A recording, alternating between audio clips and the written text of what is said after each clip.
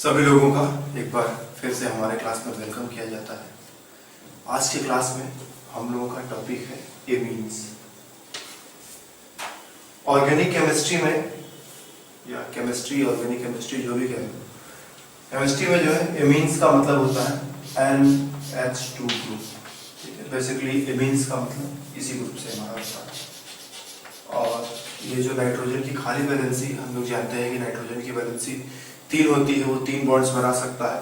तो 2 बॉन्ड्स तो उसने हाइड्रोजन के साथ बना रखे हैं, एक बॉन्ड और बनाना है। तो उस बॉन्ड के लिए यहाँ पर अगर हम एक कार्बन अटैच करते हैं तो ये सबसे सिंपल एमीन है हमारा मिथाइल एमीन। इसी तरह से अगर हम यहाँ पर 2 कार्बन अटैच कर दें, इसके साथ एक इस तरह का सिचुएशन बना दें, तो ये हमारा इथाइल एमीन हो जाता है।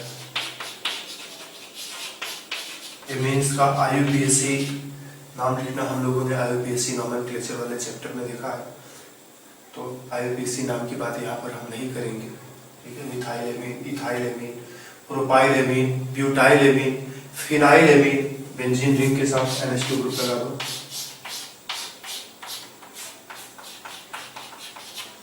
तो ये हमारा फिनाइल एमीन भी हो सकता है। वैसे इसको हम फिनाइल एमीन कहते नहीं, इसके लिए हमारे पास एक बहुत ही बढ़िया कॉमन नाम है एनिलीन। तो अगर एलिफैटिक एमीन्स हैं तो उनको हम ethyl amine, methyl amine, propyl amine, butyl amine, कुछ इस तरह का जो है कॉमन नाम दे देते हैं। और एरोमेटिक में बेंजीन के साथ अगर NH2 लगा हुआ है तो उसको हम लोग एनिलीन कह देते हैं इसको। ठीक है, ये कुछ कॉमन से एमीन्स हैं जो बार बार हमारे सामने आते रहते हैं, इसीलिए पहले हमने इनका थोड़ा नाम ही तुमको बता दिया। तो एमीन्स का मतलब बेसिकली NH2 ग्रुप। ठीक है, एमीन्स में भी देखो हमारे पास 3 तरह के एमीन्स होते हैं, प्राइमरी एमीन, सेकेंडरी एमीन और टर्शियरी एमीन। ठीक है, primary,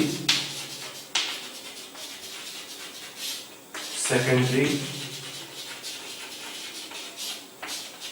and tertiary. Primary amine किसको कहते हैं? ये जब ये NH2 टाइप का स्ट्रक्चर रहेगा तो हम बोलते हैं इसको ये प्राइमरी एमीन है। इस NH2 में से नाइट्रोजन के साथ 2 हाइड्रोजन एटम्स लगे हुए हैं, इसमें से अगर हम हाइड्रोजन्स को हटा दें तो यहाँ पर एल्किल ग्रुप या एरिल ग्रुप हम जोड़ सकते हैं। तो अगर मान लो हमने यहाँ पर एक मिथाइल ग्रुप लगा दिया, ठीक है, Me मतलब मिथाइल ग्रुप, मिथाइल ग्रुप हमने लगा दिया, तो अब ये सेकेंडरी एमीन होगी। यहाँ पर एक और एल्किल ग्रुप या एरिल ग्रुप लगा दिया, जैसे मान लो बेंजीन रिंग लगा दिया, जरूरी नहीं है कि एल्किल ग्रुप ही लगाएं, एरिल भी लगा सकते हैं। तो अब ये जो है हमारा टर्शियरी एमीन हो गया।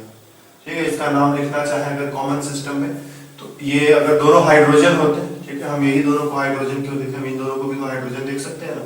अगर ये दोनों हाइड्रोजन होते तो ये एनिलीन हो जाता। ठीक है, एनिलीन, ये वाला एनिलीन हो जाता। लेकिन हाइड्रोजन की जगह क्या है? 2 मिथाइल ग्रुप है, इसको हम लिखते हैं N डाइमिथाइल एनिलीन। इसका मतलब क्या है कि हमारे पास एनिलीन था और हमने क्या किया, एनिलीन के दोनों हाइड्रोजन एटम्स को हटाया और उनकी जगह पर 2 मिथाइल ग्रुप लगा दिए, तो हमारा N डाइमिथाइल एनिलीन बन गया। और अगर मान लो एक हाइड्रोजन रहता है, यहाँ पर कुछ ऐसा सिचुएशन होता, तब क्या कहते हैं? हम कहते हैं ये एनिलीन सिस्टम में अगर एक हाइड्रोजन को हटाकर मिथाइल ग्रुप लगा दे तो ये वाला बन जाएगा। तो इसको हम सिर्फ लिखते हैं N मिथाइल एनिलीन। ठीक है, हम इधर से भी लिख सकते थे, ठीक है, हम ये मिथाइल एमीन है और ये फिनाइल ग्रुप है, फिनाइल ग्रुप को भी हम ये भी तो मान सकते हैं ना, ये हमारा मिथाइल एमीन है, ये हमारा मिथाइल एमीन है, और इसमें अगर एक हाइड्रोजन की जगह ये बेंजीन रिंग लगा दे तो इससे ये बन जाएगा। तो हम इसको लिख सकते हैं कि ये N phenyl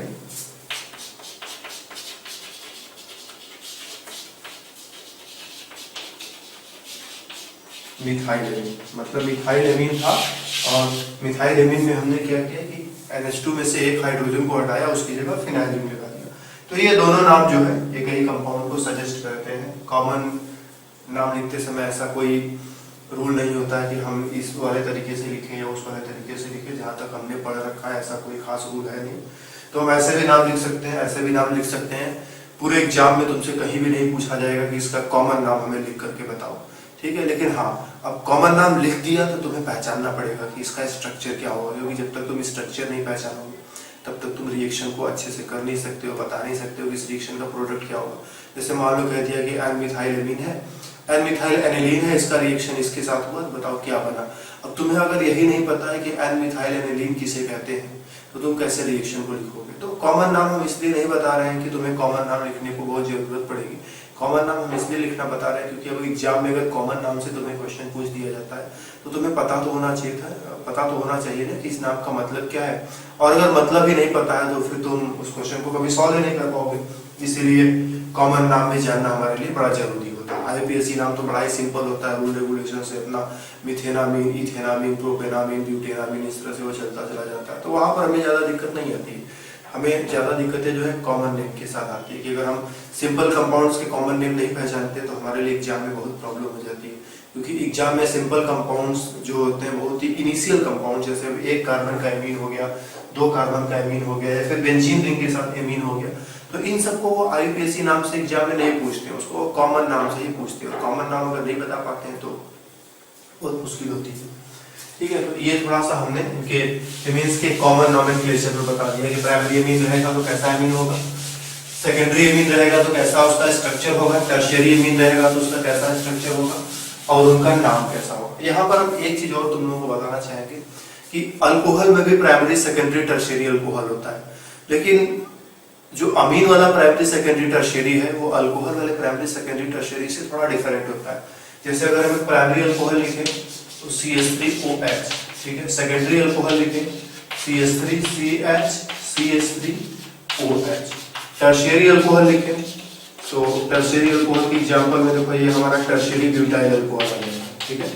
methyl alcohol, isopropyl alcohol और टर्शियरी ब्यूटाइल अल्कोहल।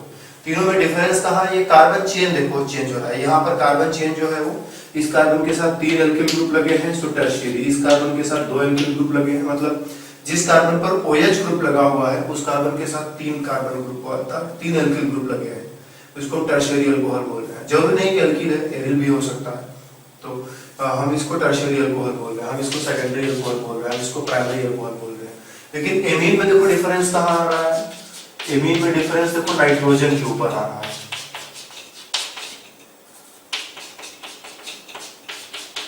एमीन्स में जो डिफरेंस आ रहा है वो नाइट्रोजन के ऊपर आ रहा है, ठीक है। यह है मिथाइल एमीन, जैसा कि अभी हमने लिखा था। यह है डाइमिथाइल एमीन और यह है हमारा ट्राइमिथाइल एमीन। तो तुम लोगों को थोड़ा सा ये पार्ट भी क्लियर होना चाहिए कि प्राइमरी, सेकेंडरी, टर्शियरी एमीन और प्राइमरी, सेकेंडरी, टर्शियरी अल्कोहल में बेसिक डिफरेंस कहाँ होता है कि यहाँ पर जो प्राइमरी, सेकेंडरी, टर्शियरी सेंटर है वो नाइट्रोजन है, नाइट्रोजन के रेस्पेक्ट में हम प्राइमरी, सेकेंडरी या टर्शियरी बता रहे हैं। जबकि अल्कोहल में जो हमारा प्राइमरी, सेकेंडरी, टर्शियरी चलता है वो कार्बन के रेस्पेक्ट में चलता है। ये जिस कार्बन के साथ OH ग्रुप है वो कार्बन टर्शियरी है, कि वो कार्बन सेकेंडरी है या वो कार्बन प्राइमरी है। मान लो हमारे पास कुछ ऐसा अल्कोहल आ जाए CH3CH3 and CH3 then CH2 and OH। अब ये भले ही टर्शियरी कार्बन है यहाँ पर, लेकिन ये कार्बन जिसके साथ OH है ये तो प्राइमरी है ना, जिसको हम प्राइमरी अल्कोहल बोलेंगे, ये टर्शियरी अल्कोहल नहीं होगा। तो थोड़ा सा प्राइमरी, सेकेंडरी, टर्शियरी हैंडल करने में सावधानी रखना अपनी तरफ से, कोई बहुत बड़ी चीज नहीं है ये, ठीक है। यूजुअली ये सब बताने की जरूरत नहीं पड़ती है, अपने आप ये सब समझ में आ जाता है बच्चों को, लेकिन फिर भी याद आ गया तो हमने बता दिया। अब एमीन्स के अगर हम रिएक्शंस की तरफ मूव करें, इनके केमिकल प्रॉपर्टीज की तरफ मूव करें, ठीक है, तो हमें देखो 3 चीजों पर फोकस करना है। एक, एमीन्स का जो नेचर होता है वो बेसिक होता है, ठीक है। एमीन्स का जो नेचर है वो कैसा नेचर है, बेसिक है। उसके बाद दूसरा चीज हमको देखना है कि इनके केमिकल रिएक्शंस किस तरह के होंगे, इनके केमिकल रिएक्शंस किस तरह के होंगे। और तीसरी चीज हमें जो देखनी है वो है इनका प्रिपरेशन, ठीक है। कि अगर हमें किसी दूसरे कंपाउंड से एमीन बनाना हो, मान लो हमारे पास एक कार्बोक्सिलिक एसिड है, हम चाहते हैं कि इससे एमीन बन जाए, तो कैसे बनेगा, ठीक है। हमारे पास एक एल्कीन है, हम चाहते हैं कि इससे एमीन बन जाए, तो कैसे बनेगा। अगर हमारे पास एमीन है तो हमें पता होना चाहिए वो कैसा कैसा रिएक्शन करेगा। तो केमिकल रिएक्शंस या केमिकल प्रॉपर्टीज भी कह सकते हैं, केमिकल रिएक्शन या केमिकल प्रॉपर्टीज हमें एमीन्स का समझना है, ठीक है। उनको बनाने के मेथड्स को जानना है कि एमीन्स हम कैसे कैसे जो है बना सकते हैं, और एमीन्स का बेसिक नेचर हमें, ठीक है, बेसिक नेचर के बारे में हम लोगों को समझना है। तो हम शुरुआत यहीं से करेंगे, पहले एमीन्स के बेसिक नेचर को हम डील करेंगे, फिर उसके बाद हम इन दोनों में से किसी एक को पहले बताएंगे, दूसरे को बाद में बताएंगे। So basic nature of amine, अगर हम एक सबसे सिंपल एमीन जो हमारे पास है मिथाइल एमीन, अगर हम इसका स्ट्रक्चर बना दें कुछ ऐसा बनेगा। नाइट्रोजन के आउटर मोस्ट सेल में जो है 5 इलेक्ट्रॉन्स होते हैं, और 5 इलेक्ट्रॉन्स में से उसने 3 इलेक्ट्रॉन शेयर कर दिए, एक इलेक्ट्रॉन इसके साथ, एक इलेक्ट्रॉन इसके साथ और एक इलेक्ट्रॉन इसके साथ। 2 इलेक्ट्रॉन्स जो है एज ए लोन पेयर यहाँ पर बचे हुए हैं। और हम जानते हैं कि जो लोन पेयर डोनर होता है, लोन पेयर डोनर होता है, उसको हम बेस कहते हैं। कौन से कॉन्सेप्ट के अकॉर्डिंग? लेविस कॉन्सेप्ट के अकॉर्डिंग, सबसे पहली चीज। दूसरी चीज, जब इसके पास लोन पेयर है तो जैसा ही इसके पास H+ आता है, ये अपना लोन पेयर इसको डोनेट कर देता है, और डोनेट करके क्या बना लेता है? CH3 नाइट्रोजन, एक हाइड्रोजन, 2 हाइड्रोजन तो पहले से था, एक तीसरा हाइड्रोजन भी इसके साथ कनेक्ट हो गया, और ये पॉजिटिव चार्ज जो है अभी नाइट्रोजन के पास चला गया, तो ये बन गया हमारा। तो इसने क्या किया? एक H+ एक्सेप्ट कर लिया। तो हम जानते हैं कि जो H+ एक्सेप्टर होता है उसे भी बेस कहते हैं, ठीक है। कौन से कॉन्सेप्ट के अकॉर्डिंग? ब्रोंस्टेड-लॉरी कॉन्सेप्ट के अकॉर्डिंग, ब्रोंस्टेड-लॉरी या फिर केवल ब्रोंस्टेड कॉन्सेप्ट भी कह सकते हैं। तो एमीन्स जो है बेस का बिहेवियर शो करते हैं, चाहे हम लेविस बेस की तरह उन्हें मान लें या फिर ब्रोंस्टेड-लॉरी बेस की तरह से मान लें, जिस भी कॉन्सेप्ट से इनको बेस माने, लेकिन इनका बिहेवियर कैसा है? बेसिक बिहेवियर होता है। कोई भी एमीन अगर हमारे पास है, नाइट्रोजन है, तो वो लोन पेयर रखेगा ही रखेगा, और लोन पेयर रखने का मतलब क्या होता है कि वो हमारा वो जो एमीन होगा हमारा बेसिक होगा, ठीक है। लोन पेयर होगा तो लोन पेयर डोनर की वजह से बेस कह लो, चाहे प्रोटॉन एक्सेप्टर की वजह से बेस कह लो, दोनों तरीकों से हमारा जो एमीन है वो बेसिक नेचर रखता है। अब हमें थोड़ा सा कंपैरिजन करना है एमीन्स का बेसिक स्ट्रेंथ, ठीक है। उसके बेसिक नेचर में एक तो पहले ये समझना है कि एमीन्स बेसिक क्यों होते हैं, ठीक है। तो एमीन्स बेसिक क्यों होते हैं, तो हम उसके लिए 2 रीजन दे सकते हैं। लेविस वाले डिफिनीशन से कहेंगे कि ये लोन पेयर डोनर है इसीलिए बेस है। ब्रोंस्टेड और लॉरी वाले डिफिनीशन से हम कह सकते हैं कि ये H+ एक्सेप्ट करता है इसीलिए ये बेस है। तो दोनों रीजन से हम इसको बेस बता सकते हैं। अब बेस में ही इसका एक और पॉइंट कि बेसिक स्ट्रेंथ, एमीन्स का बेसिक स्ट्रेंथ। अगर हमारे पास मान लो 2 एमीन्स हैं, दोनों का स्ट्रक्चर काफी मिलता जुलता है, तो हम कैसे डिसाइड करेंगे कि कौन सा एमीन जो है ज्यादा बेसिक है, कौन सा एमीन कम बेसिक है, ठीक। जैसे अगर हम एक सिंपल सा कंपैरिजन करें, हमारे पास अमोनिया है, ठीक, और हमारे पास मिथाइल एमीन है, तो बताना है कि कौन जो है ज्यादा स्ट्रांगली बेसिक है, ठीक है। सबसे पहला सिंपल सा क्वेश्चन है कि अमोनिया और मिथाइल एमीन में कौन ज्यादा बेसिक है। दोनों के पास देखो अपना अपना लोन पेयर है, ठीक है। ऐसा तो है नहीं किसी के पास एक लोन पेयर है, किसी के पास 2 लोन पेयर है, दोनों के पास एक एक लोन पेयर है। ये भी अपना एक लोन पेयर डोनेट करेगा, ये भी अपना एक लोन पेयर डोनेट करेगा। डिफरेंस क्या है? इसमें 3 हाइड्रोजन है, जबकि यहाँ पर 2 हाइड्रोजन और 1 हाइड्रोजन की जगह मिथाइल ग्रुप लगा है। अब ये मिथाइल ग्रुप क्या करेगा? मिथाइल ग्रुप इलेक्ट्रॉन डोनेट करने में हेल्प करेगा या इलेक्ट्रॉन डोनेट करने में परेशानी खड़ा करेगा? अगर ये इलेक्ट्रॉन डोनेट करने में हेल्प करेगा तो ये ज्यादा अच्छे से इलेक्ट्रॉन डोनेट करेगा और ज्यादा अच्छा बेस होगा, और अगर इलेक्ट्रॉन डोनेट करने में परेशानी करेगा तो ये इलेक्ट्रॉन को अच्छे से डोनेट नहीं कर पाएगा और कमजोर बेस या खराब बेस माना जाएगा। मिथाइल ग्रुप के बारे में हम क्या जानते हैं कि जितने भी एल्किल ग्रुप्स होते हैं वो सभी इलेक्ट्रॉन डोनेटिंग नेचर के होते हैं। तो ये इलेक्ट्रॉन डोनेट कर रहा है, मतलब जो मिथाइल ग्रुप है वो नाइट्रोजन की तरफ इलेक्ट्रॉन को भेज रहा है। नाइट्रोजन चाहता है इलेक्ट्रॉन डोनेट करना और ये इसकी तरफ इलेक्ट्रॉन भेज रहा है, और ये किसी दूसरे को अपना इलेक्ट्रॉन डोनेट करना चाहता है, तो डेफिनेटली ये इसकी मदद कर रहा है। जैसे मान लो मेरा सिचुएशन है कि हम किसी को जो है 5,000 रुपए देना चाहते हैं। अब हम सोच रहे हैं कि यार उसको 5,000 दें कि न दें, उसको देंगे तो मेरा बैलेंस बिगड़ जाएगा, फिर हमारा खर्चा कैसे चलेगा। तब तक हमें उधर से एक गुड न्यूज मिल गया कि यार हमारा जो 4,000 रुपए उधार किसी दोस्त ने ले रखा था वो लौटाने जा रहा है आज। तो अगर वो मेरा 4000 लौटा देता है तो दूसरे वाले दोस्त को 5000 रुपये देना मेरे लिए काफी आसान हो जाएगा कि एक तरफ से आ रहा है तो चलो ठीक है, एक तरफ जाने दिया, कोई प्रॉब्लम की बात नहीं है, मेरे खर्च में जो है कोई परेशानी नहीं होगी। तो सेम सिचुएशन यहाँ है कि ये इसको लोन पे डोनेट करना चाहता है, ठीक है, तो इसको इलेक्ट्रॉन की थोड़ी जरूरत पड़ेगी, तो इधर से तो इलेक्ट्रॉन डोनेट कर रहा है, तो इलेक्ट्रॉन डोनेट जब ये इसको कर रहा है तो ये इसको आसानी से कर सकता है इलेक्ट्रॉन डोनेट। मतलब मिथाइल ग्रुप जो है इलेक्ट्रॉन डोनेशन में थोड़ा हेल्प कर रहा है और इसकी वजह से ये ज्यादा अच्छे से और ज्यादा आसानी से इलेक्ट्रॉन डोनेट कर सकता है और इसलिए हमारा मिथाइलेमीन अमोनिया के कंपैरिजन में ज्यादा बेसिक है। इसी तरह से डाइमिथाइलेमीन हो जाए, मान लो कंपैरिजन में कह दिया जाए, बताओ डाइमिथाइलेमीन और मिथाइलेमीन और अमोनिया तीनों में कौन सबसे ज्यादा बेसिक है, तो हम कहेंगे एक मिथाइल ग्रुप इसकी मदद कर रहा था, यहाँ पर क्या है दोनों मिथाइल ग्रुप इस नाइट्रोजन की मदद कर रहे हैं, तो अब ये और भी ज्यादा बेसिक हो जाएगा, तो डाइमिथाइलेमीन हमारा और भी ज्यादा बेसिक हो जाएगा। इसी तरह से अगर हम एक स्टेप और बढ़े और ट्राइमिथाइलेमीन कर दे, ठीक है, ये भी तो पॉसिबल है ना कि ट्राइमिथाइलेमीन और भी ज्यादा बेसिक होना चाहिए, मतलब इससे ज्यादा बेसिक ये, इससे ज्यादा बेसिक ये और इससे भी ज्यादा बेसिक ये होना चाहिए। लेकिन लास्ट स्टेप में क्या हो गया, गड़बड़ हो गया कि हमें लग रहा था कि वो सबसे ज्यादा बेसिक होगा, लेकिन हुआ क्या, लग रहा था वो सबसे ज्यादा बेसिक होगा लेकिन वो सबसे ज्यादा बेसिक न होकर के थोड़ा सा उसका बेसिसिटी कम हो जाता है, उसका मतलब बेसिक नेचर जो है, बेसिक स्ट्रेंथ जो है थोड़ा सा कम हो जाता है और ये इससे कमजोर बेस हो जाता है, ठीक है। हो सकता है इससे स्ट्रांग हो सकता है इससे स्ट्रांग हो, लेकिन इसके कंपैरिजन में ये कमजोर हो जाता है। सिर्फ इन दोनों के बीच में अगर हम कंपैरिजन करें तो ये ज्यादा स्ट्रांग है, ये कम स्ट्रांग है, ठीक है। तो हमें ये सिंबल है इस साइड में लगाना होगा कि इन दोनों के बीच में ये वाला ज्यादा स्ट्रांग है, ये वाला कम स्ट्रांग है। इन दोनों के बीच में सिंबल इधर की तरफ ओपन है, मतलब ये ज्यादा स्ट्रांग है। इन दोनों के बीच में इन दोनों के बीच में सिंबल इधर की तरफ ओपन, मतलब ये ज्यादा स्ट्रांग। तो इससे स्ट्रांग ये, इससे स्ट्रांग ये, लेकिन इससे स्ट्रांग ये नहीं है, ठीक है, इससे स्ट्रांग ये नहीं है, ये क्या है, कमजोर है। क्यों कमजोर हो गया है यहाँ पर? अब अगर मिथाइल ग्रुप मदद कर रहा था तो एक मिथाइल ग्रुप ने मदद किया, दो मिथाइल ग्रुप मिलकर के ज्यादा मदद की, तो तीन मिथाइल ग्रुप को और भी ज्यादा मदद करना चाहिए। तो क्यों वहां जाते जाते वो कमजोर हो गया, क्यों वहां जाते जाते वो कमजोर हो गया?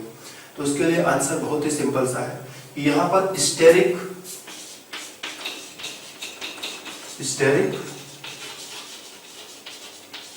हाइड्रेंस है, ठीक है। ये तीनों मिथाइल ग्रुप इतने बड़े पड़ जाते हैं कि ये नाइट्रोजन को चारों तरफ से कवर कर लेते हैं। अब ये नाइट्रोजन लोन पेयर डोनेट करना चाहता है, लेकिन चारों तरफ से वो इतना घिर चुका है कि हाइड्रोजन को उसके पास तक पहुंचने में क्या हो रही है, प्रॉब्लम हो रही है, और इसीलिए वो हाइड्रोजन प्लस को जो है, हाइड्रोजन प्लस को अपना लोन पेयर डोनेट नहीं कर पाएगा, या कोई भी अगर लोन पेयर एक्सेप्टर उसके पास आएगा तो अपना लोन पेयर उतनी आसानी से नहीं डोनेट कर पाएगा जितना आसानी से कि ये और ये कर लेंगे, मतलब जितना आसानी से ये कर लेगा स्पेशली। इसीलिए ये जो है थोड़ा सा जो है कमजोर बेस है, ठीक है।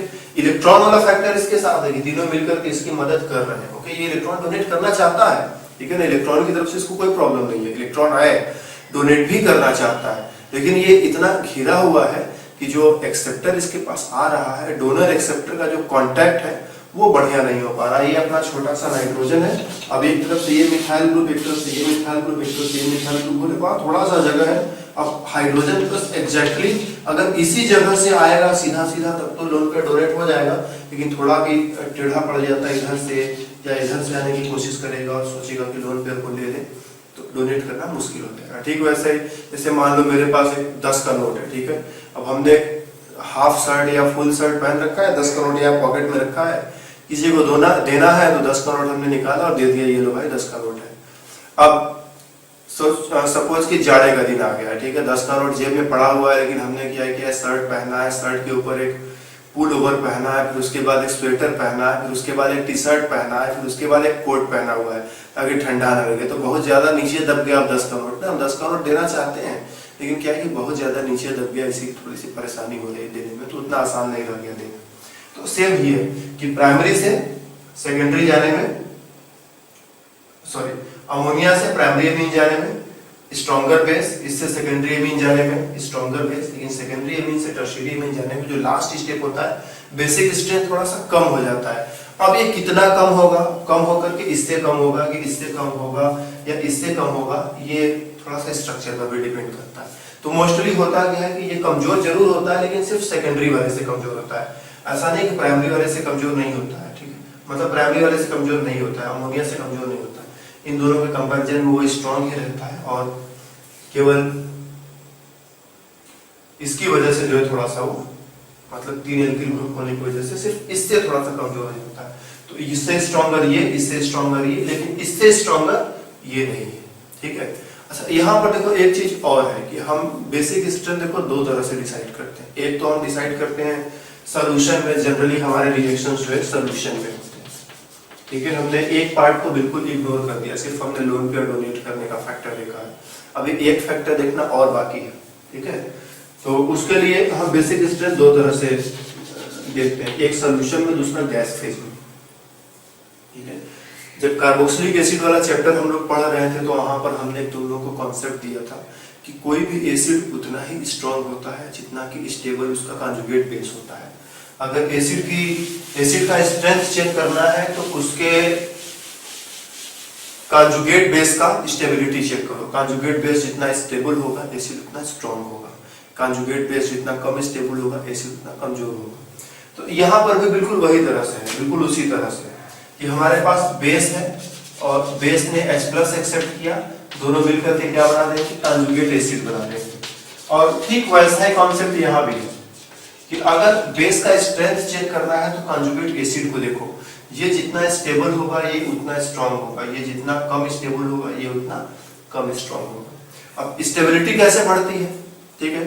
तो अगर हम इसके कॉन्जुगेट एसिड का स्ट्रक्चर देखें, जैसे मान लो हमारे पास मिथाइलेमीन है, ठीक है। तो मिथाइलेमीन में क्या होता है, 2 हाइड्रोजन है और एक मिथाइल ग्रुप है। अब इसको अगर हमने एक H+ दे दिया तो इसने H+ लिया और H+ ले करके CH3 CH H और H, सॉरी ये बीच में नाइट्रोजन है, नाइट्रोजन पर पॉजिटिव चार्ज, ठीक है। उस पॉजिटिव चार्ज को स्टेबल करना है, ठीक है। पॉजिटिव चार्ज को स्टेबल करने का देखो दो तरीका है। पहला तरीका ये है कि यहाँ पर एल्किल ग्रुप जितना ज्यादा से ज्यादा लगा सकते हो, ठीक है। एल्किल ग्रुप जितना ज्यादा रहेगा पॉजिटिव चार्ज उतना स्टेबल होता है। ये हम लोगों ने पहले भी पढ़ा हुआ है, प्राइमरी सेकेंडरी टर्शियरी कार्बोकैटायन का स्टेबिलिटी बताते समय हमने ये सारी चीजें बता रखी है कि जो हमारा पॉजिटिव चार्ज को जितना ज्यादा स्टेबल बनाना है वहां पर उतने ज्यादा एल्किल ग्रुप लगा दो, पॉजिटिव चार्ज उतना ज्यादा स्टेबल हो जाएगा। तो प्राइमरी एमीन के केस में पॉजिटिव चार्ज कम स्टेबल होगा, सेकेंडरी एमीन के केस में पॉजिटिव चार्ज ज्यादा स्टेबल होगा, टर्शियरी एमीन के केस में पॉजिटिव चार्ज और भी ज्यादा स्टेबल होगा, ठीक है। क्योंकि टर्शियरी एमीन के केस में 3 एल्किल ग्रुप रहेंगे, सेकेंडरी एमीन के केस में 2 एल्किल ग्रुप रहेंगे, प्राइमरी एमीन के केस में सिर्फ 1 एल्किल ग्रुप रहेगा। तो एक फैक्टर तो ये है कि नंबर ऑफ एल्किल ग्रुप, ठीक है। इसका स्टेबिलिटी में 2 फैक्टर थे, पहला है नंबर ऑफ एल्किल ग्रुप और दूसरा फैक्टर होता है हाइड्रोजन बॉन्डिंग, ठीक है। जनरली जब हम पानी में घोल करके रिएक्शंस को करते हैं तो पानी क्या होता है कि पानी का मॉलिक्यूल इसके साथ हाइड्रोजन बॉन्डिंग बना सकता है। हम लोगों ने पढ़ रखा है कहीं भी अगर OH और NH बॉन्ड होता है तो वो हाइड्रोजन बॉन्ड बना सकता है, वो मॉलिक्यूल या वो आयन हाइड्रोजन बॉन्ड बना सकता है। तो यहाँ पर NH ग्रुप है, 3 NH ग्रुप है, तो एक हाइड्रोजन बॉन्ड यहाँ से, एक हाइड्रोजन बॉन्ड यहाँ से, एक हाइड्रोजन बॉन्ड यहाँ से, ये 3 हाइड्रोजन बॉन्ड बना सकता है। तो हाइड्रोजन बॉन्ड से भी इसको मदद मिलती है, ठीक है। तो एल्किल ग्रुप से भी इसको मदद मिल रही है, हाइड्रोजन बॉन्ड से भी मदद मिल रही है, ठीक है। जब हम एल्किल ग्रुप बढ़ा देंगे, यहाँ पर एक और एल्किल ग्रुप लगा देंगे तो हाइड्रोजन से 2 बचेगा, मतलब सिर्फ 2 हाइड्रोजन बॉन्ड बना सकता है। अगर 3 एल्किल ग्रुप कर देते हैं तो हाइड्रोजन सिर्फ 1 बार बचेगा, मतलब सिर्फ 1 हाइड्रोजन बॉन्ड बना सकता है। तो जैसे जैसे नंबर ऑफ एल्किल ग्रुप बढ़ रहा है वैसे वैसे नंबर ऑफ हाइड्रोजन एटम कम हो रहा है, दोनों एक साथ नहीं बढ़ रहे हैं। अगर ये वाला फैक्टर ज्यादा हो रहा है तो ये वाला फैक्टर कम हो रहा है, जितना ज्यादा एल्किल ग्रुप होगा उतना ज्यादा हाइड्रोजन बॉन्डिंग कम होगी। तो मतलब एक फैक्टर जो है ऊपर की तरफ बढ़ रहा है, फेवर कर रहा है, मदद कर रहा है उसकी, और दूसरे वाले की मदद जो है कम होती जा रही है। इसमें 3 हाइड्रोजन अगर मदद कर रहे हैं तो एक एल्किल ग्रुप मदद कर रहा है। एल्किल ग्रुप कैसे मदद कर रहा है, इलेक्ट्रॉन डोनेट करके मदद कर रहा है। हाइड्रोजन कैसे मदद कर रहा है, हाइड्रोजन बॉन्डिंग बना के मदद कर रहा है, ठीक है। तो यहाँ पर 3 हाइड्रोजन बॉन्डिंग बनाकर मदद कर रहे हैं और एक एल्किल ग्रुप इलेक्ट्रॉन डोनेट करके मदद कर रहा है। जब यहाँ पर सपोज अगर यहाँ पर एक और मिथाइल ग्रुप होता तो यहाँ पे एक और मिथाइल ग्रुप होता, तो अब ये दोनों इलेक्ट्रॉन डोनेट करके मदद कर रहे हैं, ये दोनों जो है हाइड्रोजन बॉन्ड बना करके मदद कर रहे हैं। अब यहाँ पर अगर एक और मिथाइल ग्रुप होता तो यहाँ पर भी जो है एक और मिथाइल ग्रुप होता। अब 3 एल्किल ग्रुप इलेक्ट्रॉन डोनेट करके मदद कर रहे हैं, एक हाइड्रोजन जो है हाइड्रोजन बॉन्ड बना करके मदद कर रहा है। जैसे जैसे ये वाला मदद बढ़ता जा रहा है वैसे वैसे ये वाला मदद हाइड्रोजन बॉन्ड वाला जो हेल्प है वो कम होता जा रहा है। तो एक जो है बढ़ रहा है और एक जो है कम हो रहा है। उसका रिजल्ट क्या होता है? उसका रिजल्ट ये होता है कि ठीक है, प्राइमरी से सेकेंडरी तक पहुंचने में स्टेबिलिटी बढ़ता है। ठीक है, सपोज पहले हम अमोनिया से शुरू करते हैं। अमोनिया से प्राइमरी तक पहुंचने में स्टेबिलिटी जो है बढ़ता है, प्राइमरी एमीन तक पहुंचने में स्टेबिलिटी बढ़ता है। फिर प्राइमरी से सेकेंडरी तक पहुंचने में भी स्टेबिलिटी बढ़ता है, लेकिन सेकेंडरी से जब टर्शियरी पहुंचने की बारी होती है तो स्टेबिलिटी बढ़ता नहीं, स्टेबिलिटी जो है थोड़ा सा कम हो जाता है। अब ये नीचे होकर के कितना नीचे आएगा, इसके नीचे आएगा कि इसके नीचे आएगा, कितना नीचे आएगा इसका कोई जो है फिक्स फॉर्मूला नहीं। लेकिन हाँ, जब भी लास्ट वाला केस होगा, टर्शियरी वाला केस होगा, तब ये स्टेबिलिटी थोड़ा सा कम हो जाएगा। क्यों कम हो जाएगा? क्योंकि हाइड्रोजन बॉन्डिंग जो है ना वो काफी कम होता जा रहा है। हाइड्रोजन बॉन्डिंग जो है ज्यादा फेवरेबल होता है, ज्यादा इफेक्टिव होता है। अल्किल ग्रुप के कंपैरिजन में हाइड्रोजन बॉन्डिंग जो होता है ज्यादा फेवरेबल होता है। ठीक है, तो हाइड्रोजन बॉन्डिंग कम होता जा रहा है, अल्किल ग्रुप का नंबर बढ़ता जा रहा है। इसमें क्या था, सेकेंडरी वाले में क्या था कि 2 अल्किल ग्रुप रहेगा, 2 हाइड्रोजन बॉन्ड रहेंगे। ठीक है, तो दो अल्किल ग्रुप और 2 हाइड्रोजन बॉन्ड का इफेक्ट ज्यादा होता है, 3 अल्किल ग्रुप और 1 हाइड्रोजन बॉन्ड का इफेक्ट कम होता है। इसीलिए थोड़ा सा नीचे हो गया। कितना नीचे आएगा ये हम इसको कोई कमेंट नहीं करेंगे, लेकिन अब थोड़ा सा नीचे आ जाएगा। सेकेंडरी वाले से नीचे इसका आना तय है। अब यहीं पर देखो एक फैक्टर और है। ठीक है, मतलब फैक्टर नहीं, कंडीशन और है। अगर हम हाइड्रोजन बॉन्डिंग का रोल हटा दे तो, ठीक है, हाइड्रोजन बॉन्डिंग का रोल कैसे हटाएंगे कि हम सॉल्वेंट को वहां से हटा दें, हम रिएक्शन को गैस फेज में कर दें। ये हमने शायद कहीं लिखा था। ठीक है, तो जब हम एमीन्स का बेसिक स्ट्रेंथ चेक करते हैं तो हमारे पास 2 कंडीशंस होते हैं कि हम सॉल्यूशन में चेक कर रहे हैं या फिर गैस फेज में चेक कर रहे हैं, in solution and in gas phase. अगर हम गैस फेज में कर रहे हैं तो देखो पानी में किसी की चीज को हमने घोल नहीं रखा है, सिर्फ ये सारे मॉलिक्यूल्स और आयन है जो गैस फेज में है। तो वहां पर जब गैस फेज में चला जाता है तो पानी एब्सेंट हो जाता है, वाटर मॉलिक्यूल इज एब्सेंट। जब पानी एब्सेंट रहेगा तो इस केस में जो है ना no hydrogen bonding, hydrogen bonding नहीं होगी, क्योंकि हाइड्रोजन बॉन्डिंग करने के लिए इसको पानी का मॉलिक्यूल चाहिए। पानी के मॉलिक्यूल में ऑक्सीजन के पास लोन पेयर होता है। ठीक है ना, ये हाइड्रोजन इसी लोन पेयर को अपनी तरफ अट्रैक्ट करता है। तो जब पानी एब्सेंट रहेगा या सॉल्वेंट एब्सेंट रहेगा तो हाइड्रोजन बॉन्डिंग नहीं होगी। तो गैस फेज में क्या है, पानी नहीं है, सॉल्वेंट नहीं है, हाइड्रोजन बॉन्डिंग नहीं होगी, तो सिर्फ एल्किल ग्रुप वाला फैक्टर काम करता है। गैस फेज में केवल एल्किल ग्रुप वाला फैक्टर काम करता है। और अगर केवल एल्किल ग्रुप वाला फैक्टर काम करेगा तो जितना ज्यादा एल्किल ग्रुप उतना ज्यादा बढ़िया रहेगा स्टेबिलिटी के मामले में। तो टर्शियरी वाले केस में सबसे ज्यादा स्टेबल होगा, सेकेंडरी वाले केस में कम स्टेबल होगा, प्राइमरी वाले केस में और भी कम स्टेबल होगा।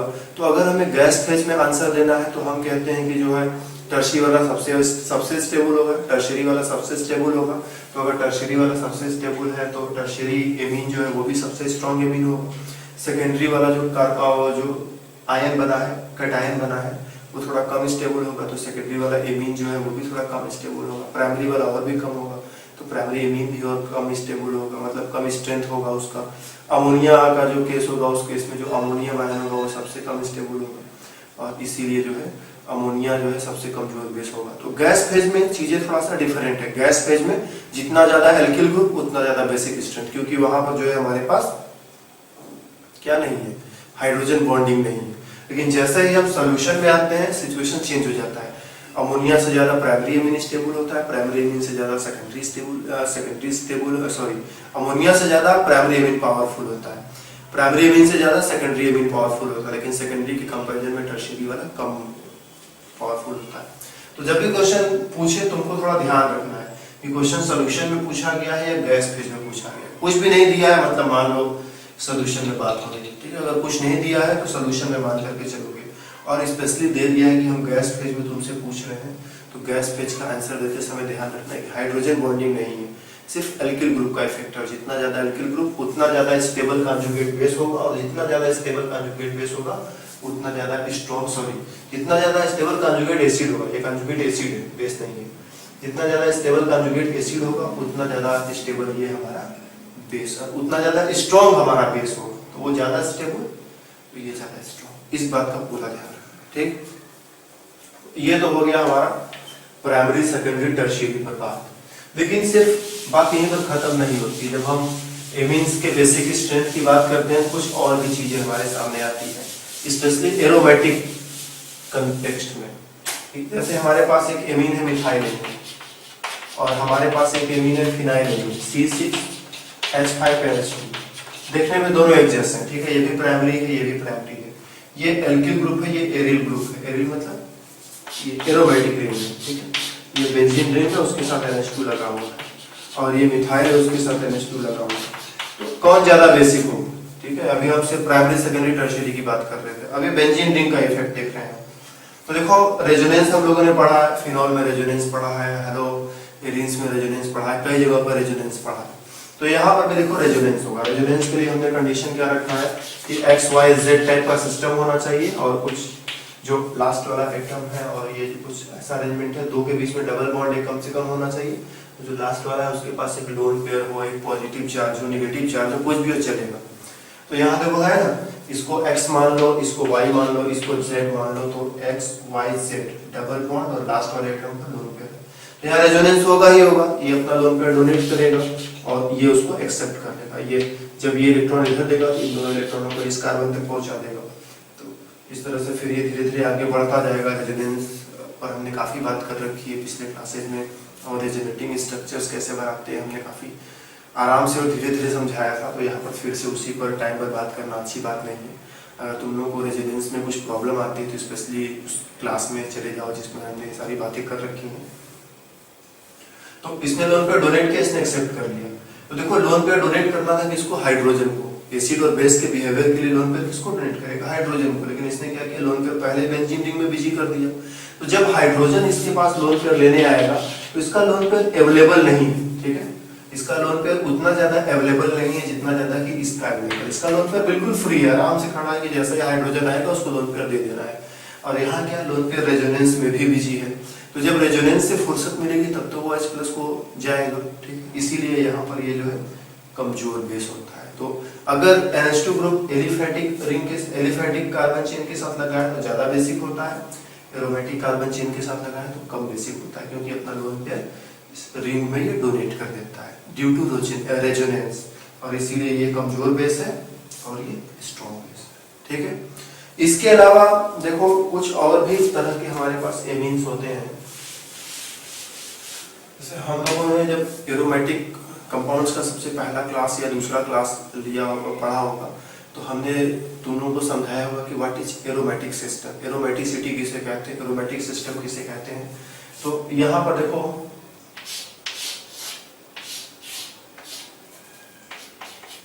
कुछ हमने शायद ये एग्जांपल दिया था कि स्पिरिडी बड़ा ही इंपॉर्टेंट कंपाउंड है, इसको थोड़ा सा याद रखना। ये एरोमेटिक है, ठीक है, बेंजीन की तरह स्ट्रक्चर है, सिर्फ यहाँ कार्बन की जगह नाइट्रोजन है।